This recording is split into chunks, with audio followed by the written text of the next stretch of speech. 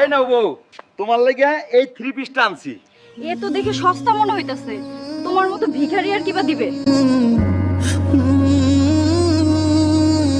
শোনো, আজকে আমাদের রেস্টুরেন্টে বসের ছেলে আসবে গার্লফ্রেন্ডকে নিয়ে।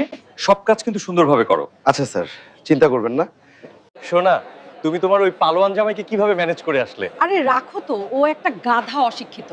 চলো শোনা, আমরা টেবিলে গিয়ে বসি। স্যার, অনেকদিন পর আসলেন, এবার বলেন কি খাবেন? স্পেশাল যা আছে তাই আনেন। আচ্ছা স্যার, আমি খাবার দিয়ে ওয়েটারকে পাঠিয়ে দিচ্ছি। আরে বউ, তুমি এখানে? তার মানে ইনি তোমার বয়ফ্রেন্ড? হায় রে বেঈমান! এই, এত ভালোবাসার পরেও অন্যের সাথে পরকিয়া করে? যে মেয়ের খুশির লাগে আমি দিনের পর দিন কষ্ট করলাম।